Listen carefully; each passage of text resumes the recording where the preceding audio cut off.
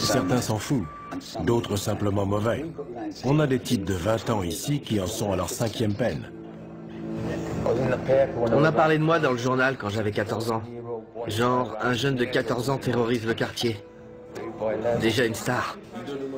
Si le mec nous file pas la thune, on le torture d'abord. Genre un coup de marteau dans la tête ou on lui brûle les orteils au chalumeau. Après, s'il a vu notre visage, on est obligé de le tuer. Ils n'ont pas bien conscience des règles. On leur dit non et ils se retournent en disant « je vais t'éclater ». Vous allez faire quoi? Vous allez faire quoi? Tout peut arriver.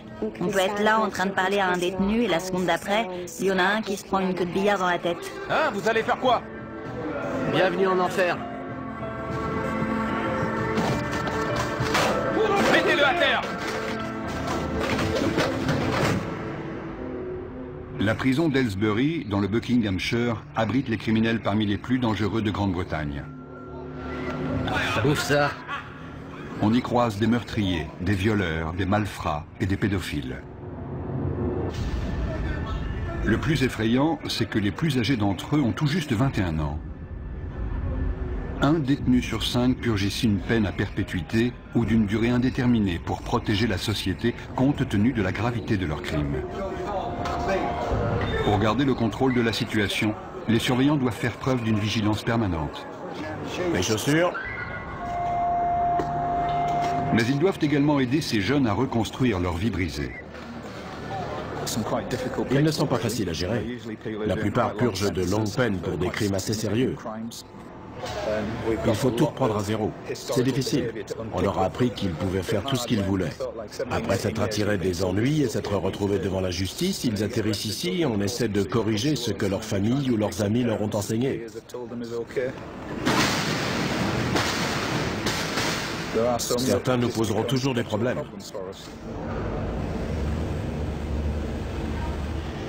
Aylesbury est un établissement redouté au sein de la population carcérale.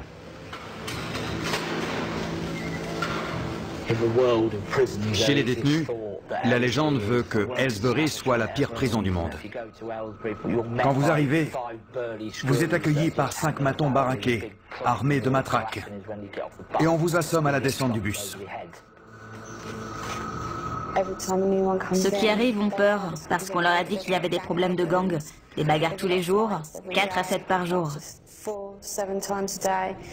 Mais depuis un an, ça s'est un peu calmé. En revanche, quand un incident éclate, c'est généralement très sérieux. Ils utilisent des armes, des queues de billard, des armes artisanales, dans la gorge, dans la poitrine, sur le front. Il n'y a pas de règle. Et c'est rarement 1 contre 1. C'est plutôt 6 contre 1. Si le personnel n'intervenait pas, il pourrait y avoir des morts. Caspian Hogg est le dernier arrivé. Il a 18 ans. Après avoir été incarcéré dans un établissement pour mineurs, il a été envoyé ici en raison de problèmes disciplinaires. Asseyez-vous ici. Combien de fois avez-vous été incarcéré? 4 ou 5 fois. Ok. Quelle peine cette fois? 4 ans. 4 ans, d'accord. Avez-vous déjà pris de la drogue, de l'alcool ou autre produit assimilé? Ouais. Ok. Quoi précisément? Juste de la coke, du cannabis. Juste de la coke? Ouais. D'accord. Vous serez suivi par mademoiselle Morgan. Il y a des gangs dans votre quartier? Ouais. Vous faites partie de quel gang? Stratford Longside. D'accord. Vous avez des gangs rivaux? Ouais, les Fairfield FMD. FMD? Ouais. Qu'est-ce qui vous oppose? C'est juste un gang rival avec qui on se frite en prison. En prison? Ouais, en prison. Donc c'est un gang de prison? Ouais. On est coincé toute la journée dans une cellule. On n'a rien à faire. Donc quand une baston éclate, c'est génial. Ça fait de l'animation. Ça fait passer la journée plus vite quand il se passe un truc. Dans le feu de l'action, on se bat pour survivre. Tu les défonces, ou alors c'est toi qui te fais défoncer. Moi, je me lâche. Si t'y restes, t'y restes. C'est comme ça.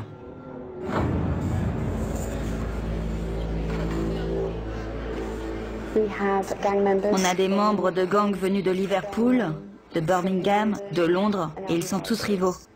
Certains viennent de milieux où ils n'ont connu que la violence. C'est déjà ouvert? Oui, c'est déjà ouvert. Les radiateurs devraient être éteints ce soir. Je sais, il fait un peu chaud. Je peux poser mes affaires de douche? C'est un nouveau lieu, un nouvel environnement. Les 24 premières heures sont les plus explosives. On s'assure qu'ils ont tout ce qu'il leur faut et qu'ils sont bien installés pour leur première nuit. Les rivalités entre gangs entraînent d'inévitables règlements de compte. Les nouveaux venus sont particulièrement vulnérables, car ils n'ont pas encore de repères et doivent faire leurs preuves. Dès qu'un incident survient, une alarme est déclenchée. Pour éviter que la situation dégénère, les agents de sécurité interviennent rapidement. Vous êtes blessé? Non, non. Non? C'était quoi le problème? Rien. Allez! Non, non. C'était sûrement pas pour rien. Non. Ils sont juste venus là, vous frapper pour rien. Je sais ce qui s'est passé. C'est le nouveau qui vient d'arriver. Il s'est déjà battu la semaine dernière. C'était les représailles. Les deux se battaient. Les deux se sont donné des coups à la tête. Ils se disaient bonjour. Vous, ça va? Oui, ça va. J'ai pris un coup dans le sein. Et si ça se trouve, c'était son coude à lui.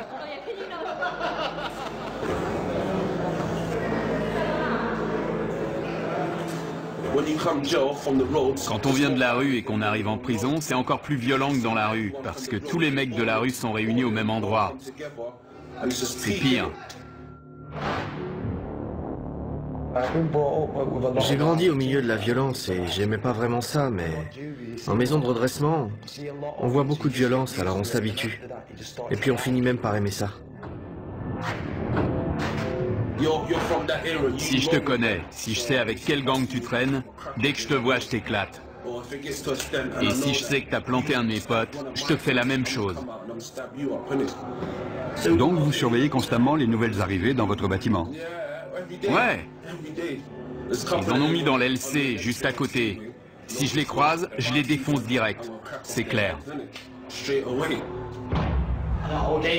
Le quotidien en prison, c'est pas la joie. Vous pouvez être le mec le plus balèze avec la plus grosse réputation, il faut quand même surveiller vos arrières. On est tout le temps parano, tu vois.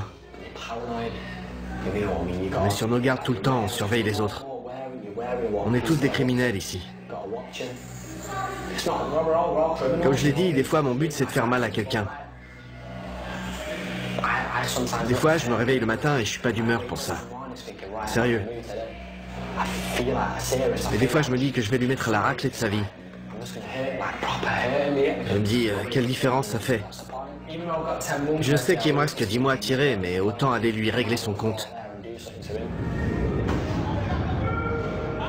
Au cours de leur période d'intégration, avant d'être installés, on propose aux détenus de travailler ou de suivre des cours. Ceux qui acceptent pourront passer plus de temps dans les espaces communs. Il n'y a que 3 surveillants à cet étage et jusqu'à 50 détenus peuvent sortir de leur cellule. C'est le moment dangereux de la journée. Il faut rester très vigilant. On peut avoir tendance à se relâcher parce que 90% d'entre eux sont très corrects. Mais il faut se méfier, c'est notre boulot. La situation peut dégénérer à tout moment. Caspian et 2 nouveaux arrivants ont forcé le passage pour s'introduire dans une cellule.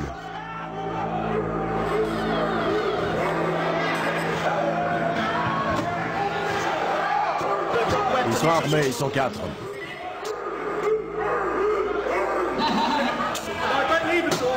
Les détenus ont barricadé la porte. Les surveillants ne peuvent pas entrer. Je veux voir tous les détenus dans leurs cellules.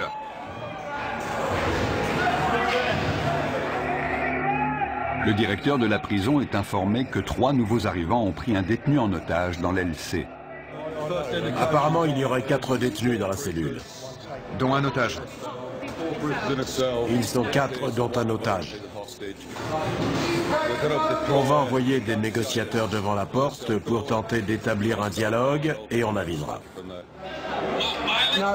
Ma vie est en jeu. C'est pour ça qu'on doit menacer la sienne. D'accord, on va transmettre ce message au directeur. Vous comprenez? On est en danger de mort. On est forcé de faire ça. Je comprends.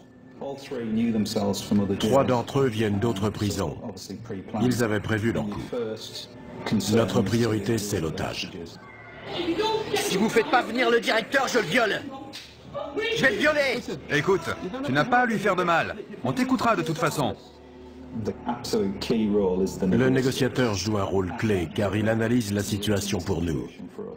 Si nous sentons que la vie d'un détenu est en danger, il est clair que les négociations sont terminées et qu'on doit intervenir. L'otage doit avoir conscience que le personnel est présent et jauge la situation car ils disent tous « je vais le tuer ».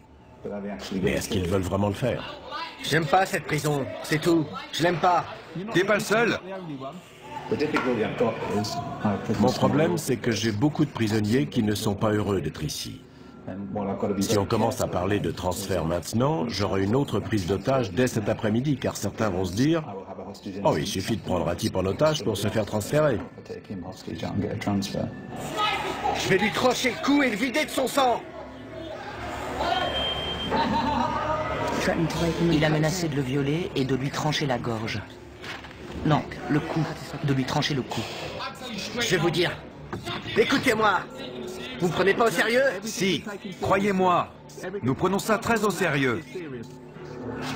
Une cellule de crise a été mise en place par le directeur de la prison pour gérer l'incident. La décision a été prise de faire appel à des agents des forces de l'ordre spécialement entraînés pour agir dans ce type de situation.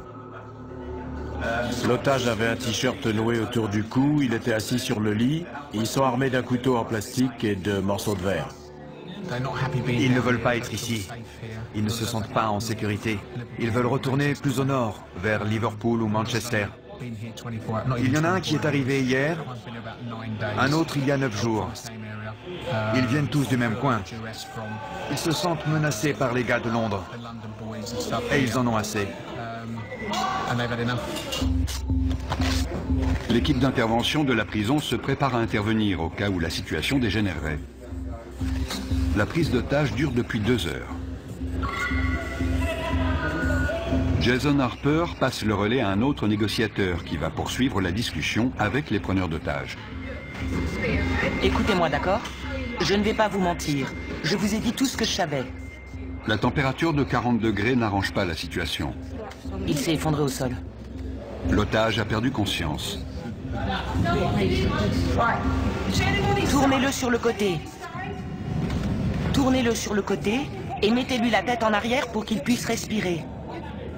Oui, voilà, sur le côté. Darren, c'est Andy. Julie vient de me dire que l'otage avait perdu connaissance. Il est allongé au sol, elle leur a expliqué la position latérale de sécurité. Le directeur est mis au courant de la situation. Il ordonne le déploiement de son équipe d'intervention pour porter secours à la victime. Vous m'avez dit que vous vouliez sortir. J'attends qu'on me dise comment ça va se passer. Ensuite, la situation va se débloquer. Au bout de 3 heures, les preneurs d'otages acceptent de se rendre calmement. Où il est? Je veux le voir. L'otage, il sort en premier? Non, non, il sort en dernier. Comment tu t'appelles? Caspian. Les mains sur la tête. Sors calmement, par ici. Caspian Hogg, l'initiateur de cette prise d'otage, est conduit vers le quartier disciplinaire. Le détenu qui est arrivé hier venait déjà du quartier disciplinaire de son précédent établissement. Il est connu pour des faits de violence, d'agression de personnel, de port d'armes, de barricades. Il a tout fait. Il vient du nord du pays. Il a beaucoup d'influence sur les autres et il s'en est servi. Mais on est formé pour ces situations, donc ça va aller. On va descendre au quartier disciplinaire pour une fouille intégrale. Je suis le responsable, donc j'y participerai. Chacun sera tenu à l'isolement en attendant qu'une punition soit décidée. Nous sommes responsables des détenus les plus problématiques de l'établissement. S'ils enfreignent les règles ou s'ils présentent un risque pour les autres ou pour l'établissement, ils sont envoyés au quartier disciplinaire pour une période donnée. Notre priorité, c'est de calmer les prisonniers énervés et de leur faire entendre raison. Il faut aussi qu'on soit attentif à tout comportement potentiellement violent. Hé, Caspin! T'as réussi? J'y suis presque, mon pote. Presque. Beaucoup m'ont dit qu'ils avaient essayé de travailler et d'être de bons citoyens, et qu'ils avaient trouvé ça trop difficile. Mais ils sont très jeunes, vous savez. Les détenus seront punis pour les dommages qu'ils sont en train de commettre. Je suis resté trop sage. J'étais stressé. Il me fallait un truc à faire. J'ai saisi ma chance. En plus, j'étais pas tout seul. Le gamin qu'on a pris en otage, c'est le seul de toute l'aile que j'aime pas. Alors je me suis dit que j'allais me le faire. Mais on lui a pas fait mal, on lui a rien fait. Ils m'ont frappé au visage et dans les côtes, en me traînant avec eux. Ensuite, l'un d'eux m'a attrapé par derrière et m'a fait asseoir sur le lit. Il me tenait comme s'il voulait me briser la nuque. Les deux autres frappaient la porte avec des boules de billard dans des chaussettes. Ils ont cassé ma télé et ils m'ont mis des bouts de verre sous la gorge. Ils ont dit qu'ils allaient me la trancher. Ensuite, ils m'ont dit de me déshabiller complètement et ils ont dit qu'ils allaient me violer. Qu'est-ce qui s'est passé? Rien. Rien. Ils disent qu'on a pris un mec en otage et qu'on l'a agressé dans sa propre cellule. Ils ont appelé la police et on est à l'isolement pour l'instant. Vous dites que vous ne l'avez pas pris en otage? Non, on a juste barricadé la porte, c'est tout. J'ai toutes ces pensées qui ont défilé dans ma tête. Je ne savais pas si j'allais en sortir vivant. Je connaissais pas ces mecs. C'était le truc le plus flippant de ma vie. Pourquoi vous avez fait ça? Franchement, j'ai pas eu de visite depuis 6 mois, depuis qu'ils m'ont mis ici.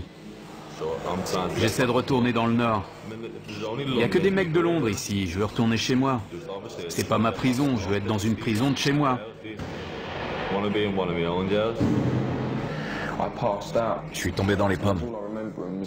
Je me souviens juste qu'ils étaient en panique. Ils croyaient qu'ils m'avaient tué. Si on continue les conneries, si on agresse les surveillants, ils nous transféreront. Ça va, Liam? Ouais, et vous? Pas trop mal. J'ai connu des jours meilleurs.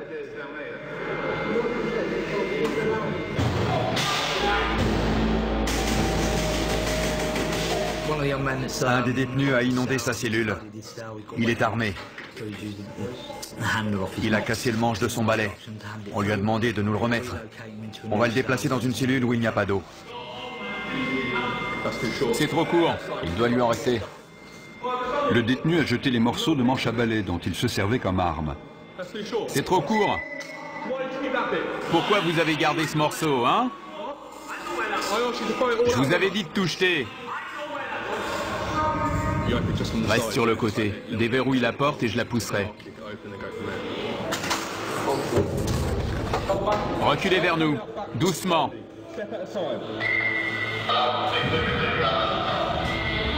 Ne vous retournez pas. Restez face au mur. Le détenu n'a pas obéi et s'est retourné. À partir du moment où on ouvre la porte, les négociations sont terminées. Soit il se rend, soit on intervient. Arrêtez de bouger. Si vous faites pas ce que je vous dis, on devra de nouveau vous immobiliser. C'est compris? Ouais. Super, allez, debout. Tu lui maintiens la tête pendant qu'on le lève. Vous avez entendu? On tourne. On utilise la force que quand c'est nécessaire et de manière proportionnée, mais ça fait forcément mal. Fouille intégrale. Il va maintenant être fouillé intégralement au cas où il aurait dissimulé une arme.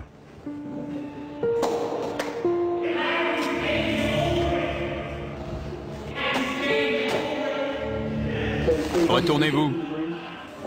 Bande d'enflure. Vous avez des réclamations à faire sur la façon dont on vous a traité? Non, non, ça va. Non? D'accord. Je vais vous demander de réfléchir aux conséquences de vos actes. Ce n'est pas la bonne méthode pour obtenir un transfert. Maintenant, je veux que vous alliez vous coucher. Clé. Nous devons les garder dans le quartier disciplinaire pendant un certain temps. Sinon, les autres vont se dire qu'ils peuvent prendre les otages quand ils veulent pour obtenir un transfert. Des détenus de confiance nettoient les dégâts causés par les preneurs d'otages. J'ai choisi la voie la plus facile. J'essaye de rendre cette peine la moins désagréable possible. On a le choix.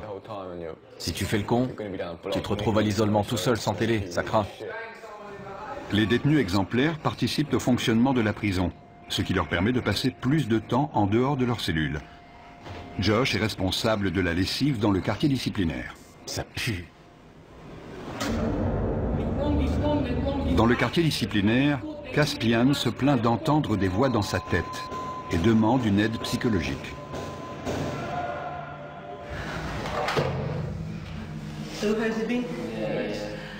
Je dois déterminer si vous êtes du genre manipulateur.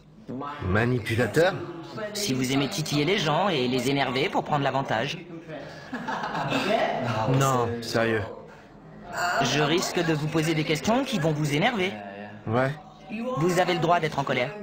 Ce que vous n'avez pas le droit de faire, c'est être violent. Mais je suis un type violent, madame. Regardez mon dossier. Depuis mes 11 ans, je suis traîné de foyer en foyer et je suis incontrôlable. À 11 ans, j'ai arraché le torse d'un type avec mes dents. J'ai mordu une meuf à l'oreille. On a toujours dû me maîtriser. J'ai toujours le même sentiment. Et je me dis que mon destin, c'est de tuer quelqu'un. Et la perspective de sortir d'ici, de commettre un tel acte et de revenir en prison pour une peine à perpétuité ne vous dérange pas? Ça dépend. Quand je pète les plombs, ça me dérange pas, je m'en fous. Je pense pas que je suis un taré. Mais si on m'aide pas maintenant, je vais finir par le devenir. Je ne suis pas convaincu à 100% qu'il souffre de troubles mentaux. Il souffre de troubles émotionnels, ça c'est sûr. Car non seulement il a des pensées violentes, beaucoup de gens en ont, ce n'est pas idéal, mais ce n'est pas un drame, mais il prend plaisir à être violent, ce qui alimente ses pensées et ses fantasmes. Je pense que son comportement pourrait le conduire au meurtre.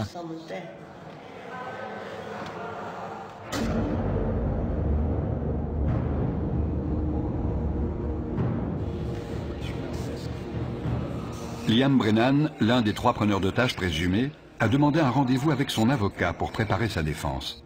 On voulait juste le choper dans sa cellule et fermer la porte. Mon rôle n'est pas de minimiser le délit, mais d'essayer de comprendre pourquoi et comment c'est arrivé, et quelle a été ton implication. Tu ne peux pas dire, c'est pas moi, j'ai rien fait. Ça, il te croira jamais. Écoute, différentes peines sont envisageables. J'espère que le juge optera pour des jours supplémentaires. J'ai pas le droit à l'erreur.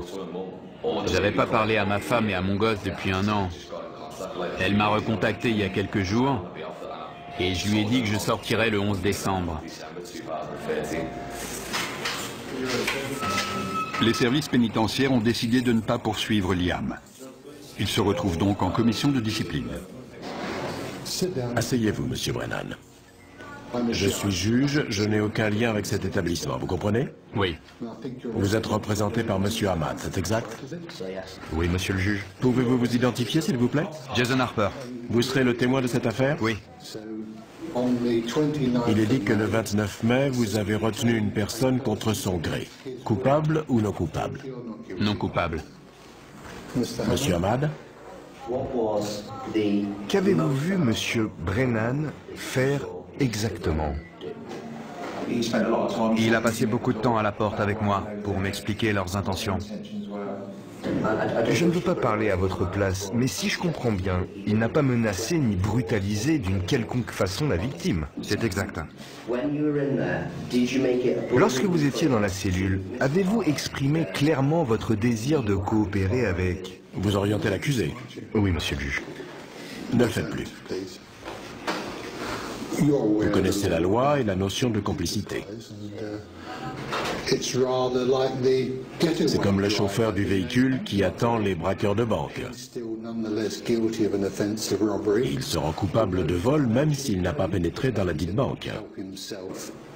Monsieur Brennan n'a apparemment eu aucun contact physique avec ce détenu qui était apparemment séquestré.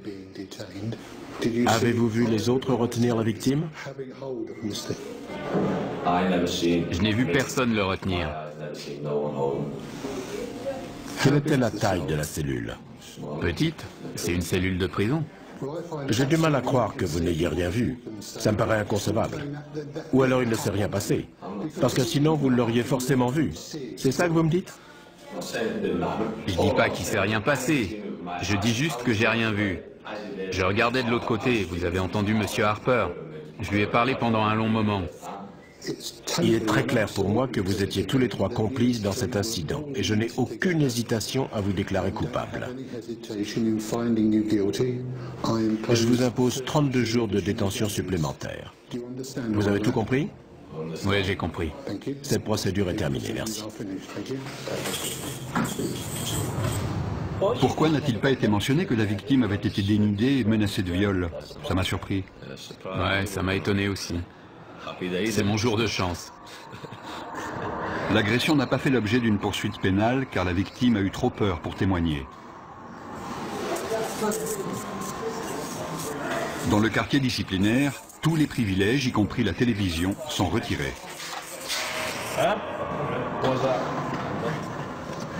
Brennan refuse de retourner dans sa cellule, à moins qu'on lui apporte une télévision pour qu'il puisse suivre le match de foot Angleterre-Ukraine. Je ne vous entends pas. Vous savez quoi? Quoi? Je suis coincé ici 2 semaines sans télé, donc je m'en fous de m'attirer des ennuis. Liam, je ne veux pas que vous restiez ici plus longtemps que nécessaire, car vous êtes quelqu'un de bien. C'est vrai. Je peux vous proposer des activités, de la peinture, ou alors vous pouvez demander des cours. Moi? Demander des cours? J'ai pas suivi de cours depuis mes 11 ans, demander des cours? J'ai pas envie de me pendre. Michel Morris parvient enfin à convaincre Brennan de rejoindre sa cellule. Pour sa participation à la prise d'otage, Caspian est condamné à 38 jours de détention supplémentaire. Caspian, c'est votre dernière chance d'obtempérer. J'ai dit non. Les surveillants tentent de le raisonner, mais il refuse de retourner dans sa cellule. Il sera envoyé dans le quartier disciplinaire jusqu'à ce que le directeur estime qu'il est capable de rejoindre les autres détenus. Caspian, si tu ne suis pas nos instructions, on t'immobilisera de nouveau. D'accord? Personne n'est au-dessus du système. Il y a des règles, des procédures, des lois à suivre, que vous soyez un détenu ou un surveillant. Personne n'est au-dessus de ça. Debout. Debout. Caspian, par ici.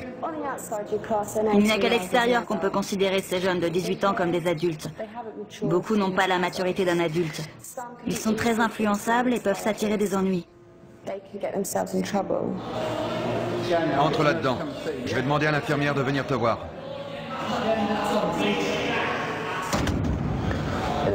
S'ils me remettent avec les autres, je vais vous dire la vérité. Je vais faire mal à quelqu'un.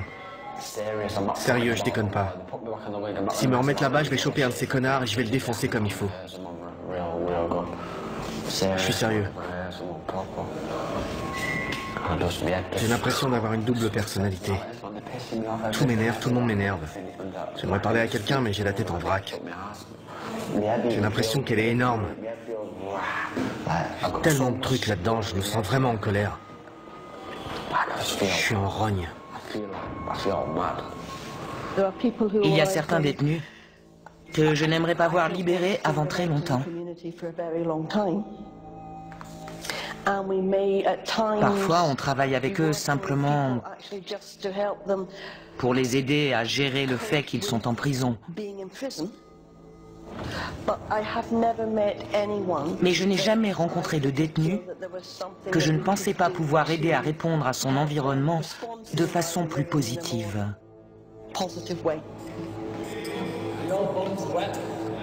L'état mental de Caspian Hogg continue d'être surveillé. De quel autre traitement pensez-vous avoir besoin?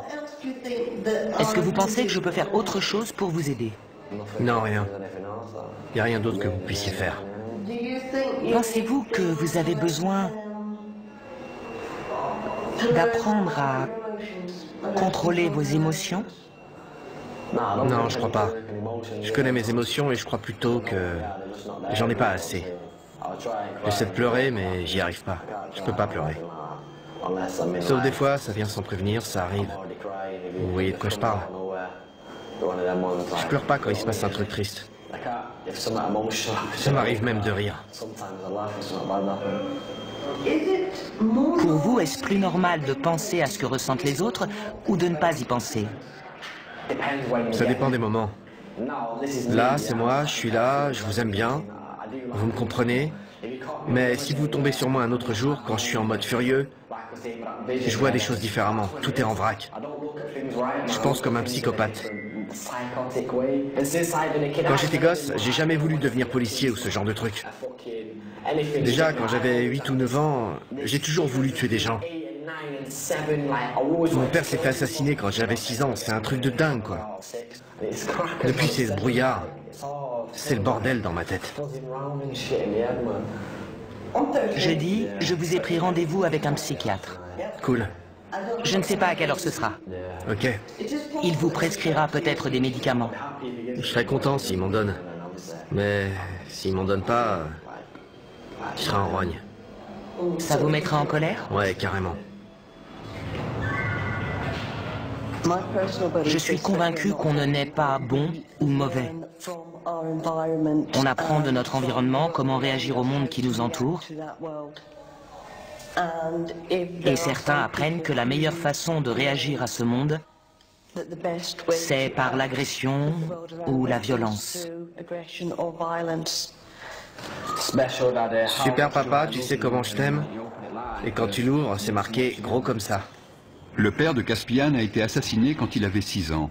Il est donc très conscient de son rôle de parent. Je veux pas que mon fils grandisse dans les mêmes conditions que moi. J'avais 14 ans quand je l'ai eu, mais j'ai vieilli. À l'époque, j'avais pas toute ma tête. Je faisais que fumer de l'herbe, voler, j'étais débile. J'étais un gamin, donc je faisais des trucs de gamin. Maintenant, j'ai mûri. Il faut que je prenne mes responsabilités pour mon fils. Je veux qu'il aille à l'école pour qu'il soit intelligent. Je veux pas qu'il finisse comme moi dans la rue ou en prison. Qu'il soit obligé de commettre des crimes.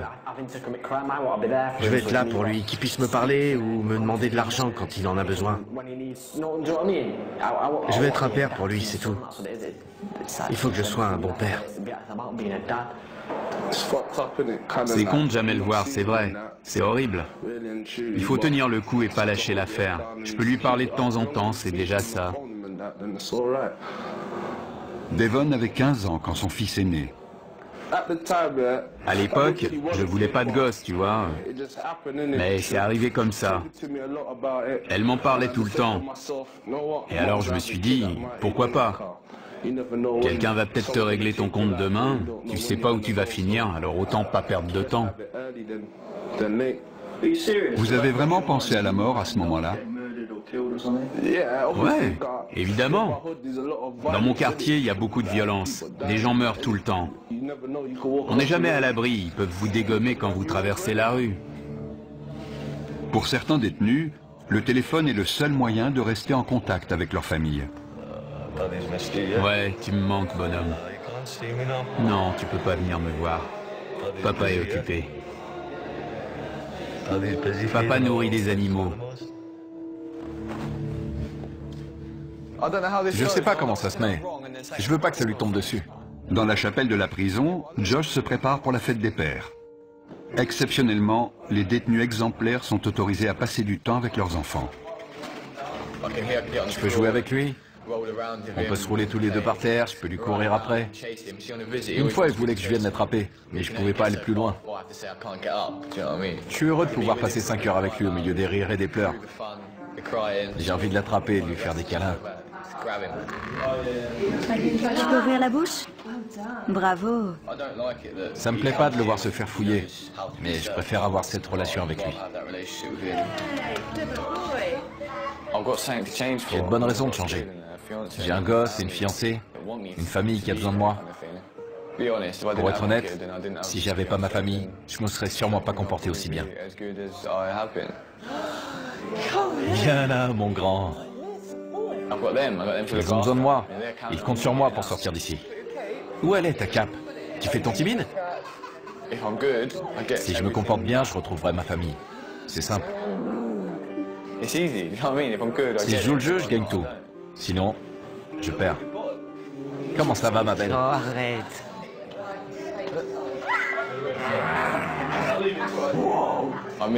J'ai manqué ses premiers pas, ses premiers mots.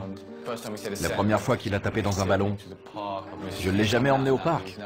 Je ne l'ai jamais réveillé de sa sieste. Maintenant, il va sur les toilettes, il me dit qu'il est grand. C'est toutes ces petites choses. J'ai tout manqué. Je veux être là pour le border le soir, pour me réveiller avec lui. La nuit, il vient dormir avec sa maman. Je veux être là quand il fait ça.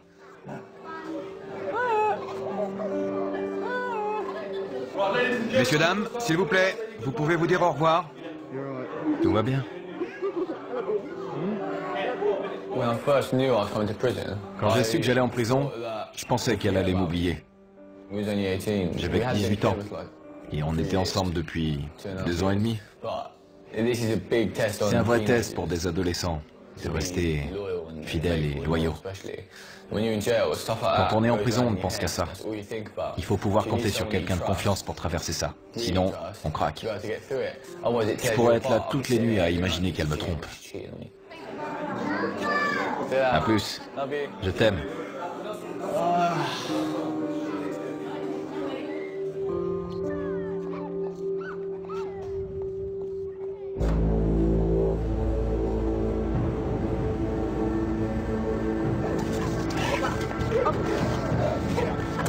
Des chiens de détection arrivent à Aylesbury pour y rechercher de la drogue ou des objets de contrebande. Il y a beaucoup de dealers en prison, et ça ne risque pas de s'arrêter. Il y a de l'argent à se faire. Les téléphones portables sont aussi un problème sérieux. C'est pour ça que les chiens sont capables de les trouver. Ils peuvent être utilisés pour planifier des évasions ou tout autre type d'événement.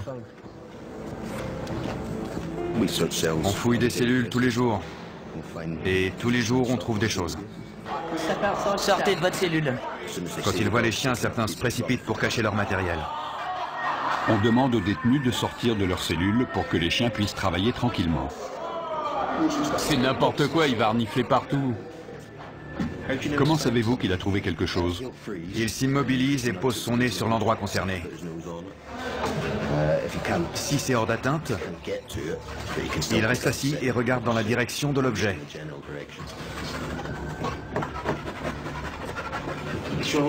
Il a l'air très intéressé par la fenêtre. Je vérifie s'il n'y a rien à l'extérieur.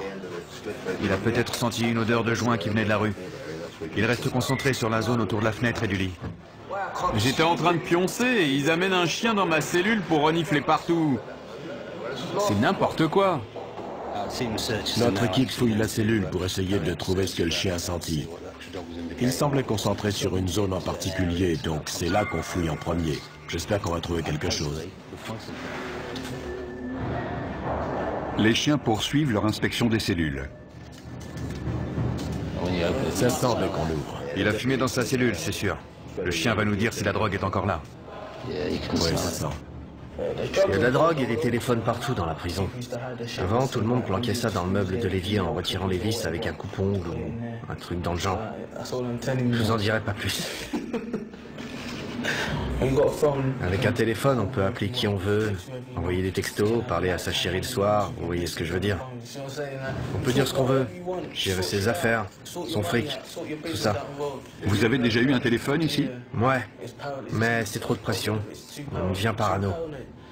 Ils finiront toujours par le trouver. La première fois, on est là, ouais, ils le trouveront jamais. On se croit le plus fort et puis ils finissent par en trouver un chez un mec et là, tu peux être sûr qu'ils vont le faire parler. La semaine d'après, boum, un autre passe à table. On n'est jamais tranquille parce qu'ils savent tout ce qui se passe ici. Ils cachent parfois leurs affaires au fond de leur poubelle. Ils croient qu'on va pas les fouiller parce que c'est dégoûtant. Des cartes SIM, des téléphones, il y a tout. On a toujours un cran de retard parce que dès qu'on trouve quelque chose, ils cherchent une autre cachette. Une antenne cassée, ça peut servir d'arme. Il en a plus besoin, on l'apprend. Ils aiment regarder des images, évidemment. Je veux pas savoir ce qu'il fait avec ça.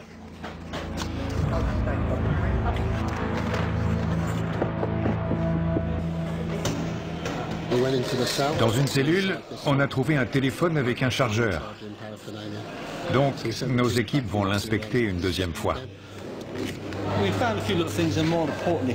On a trouvé des petites choses, mais le plus important, c'est de montrer qu'on est vigilant et qu'on peut lancer ce genre d'opération quand ça nous chante. C'est intéressant d'observer leurs réactions. Certains détenus n'étaient clairement pas rassurés à l'idée qu'un chien allait inspecter leur cellule. 5 semaines après avoir pris en otage un codétenu, Liam Brenham retrouve son ancienne cellule. Mate mes affaires, elles sont trempées. C'est pas grave, il y a tout, non? C'est une photo de mon fils, ça. C'est pas normal, non? Qu'est-ce qui se passe? C'est quoi le problème? C'est lui le problème. Si ça te pose un problème que j'ai pris l'autre en otage, je suis là, je t'attends. Sinon, casse-toi. Liam. Vous trouvez ça normal? La photo est trempée, mes chaussettes aussi. Et il me dit que c'est pas grave. Arrêtez de crier, d'accord? N'empirez pas la situation. La cellule a dû être fouillée. C'est ça la fouille, sérieux. C'était collé à la base. Écoutez, le lendemain, on a mis un cadenas sur votre porte, vous l'avez vu? On n'a pas ouvert cette cellule depuis 5 semaines. Et alors, c'est ma faute peut-être? Je n'étais pas là, je ne sais pas comment ça s'est passé. Mais est-ce que ça vaut vraiment le coup de vous attirer encore des ennuis? Non. Vous ne croyez pas? Non, mais ça m'énerve qu'ils me disent ça. Oui, mais vous venez juste de revenir. Le mieux, c'est de faire profil bas. Tout ce que les surveillants de cette aile savent de vous, c'est que vous avez pris un codétenu en otage et que vous avez causé des problèmes pendant votre isolement. C'est la seule image qu'ils ont de vous, vous comprenez? Vous en avez conscience? Ouais. Ils n'arrêtent pas de dire que les surveillants leur manquent de respect. Mais ce sont eux qui sont grossiers avec nous, qui nous manquent de respect et qui voudraient qu'on prenne des pincettes avec eux. Comme s'ils étaient des gosses à qui on devait apprendre les règles de la prison. Ils ont entre 18 et 20 ans, ils sont censés être adultes et savoir rester respectueux. Un bon comportement peut permettre aux détenus d'être transférés plus près de leur domicile. Quand j'ai Tasha au téléphone, j'entends les mouettes derrière elle. Quand je serai transféré, elle sera tout près de moi. On partagera le même ciel, on sera au même endroit, on entendra les mêmes choses.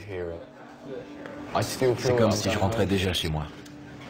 Josh va purger le reste de sa peine à proximité des siens. Soucieux de contrôler ses pulsions violentes et de rentrer chez lui, Caspian a accepté de prendre des antipsychotiques. Ça calme ce qui se passe dans ma tête. Et ça marche? Ouais, dans un sens. Mais c'est pas génial. Je me réveille le matin, il y a des taches de baffe sur le drap. J'ai même pas d'oreiller, j'ai carrément oublié. Est-ce que vous vous sentez mieux? Est-ce que ça a calmé vos pensées? Ouais, les pensées ont disparu, mais le problème, c'est l'état dans lequel ça vous met. J'aime bien être un peu défoncé, mais là, j'ai l'impression d'être un zombie, tu vois. Genre, un taré sous médoc. Le mec complètement à la masse. C'est pas bon, ça. Les fantasmes, les pensées violentes, les désirs de meurtre et de notoriété liés à ces meurtres ont grandement diminué. Il a même expliqué qu'il avait parfois la tête vide. J'aimerais maintenant travailler avec lui pour qu'il essaie de comprendre ce qui se passait dans sa tête et qu'il sache où demander de l'aide si ses pensées venaient à ressurgir. 90% des détenus que nous accueillons ici vaquent à leurs occupations et font ce qu'on leur demande. Il peut y avoir de petits incidents, mais c'est tout.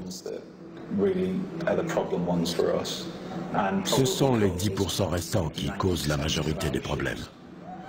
Ils ne veulent pas rester tranquilles ni faire ce qu'on leur dit. Ils se rebellent constamment. Ils essaient de créer le désordre pour saper notre travail.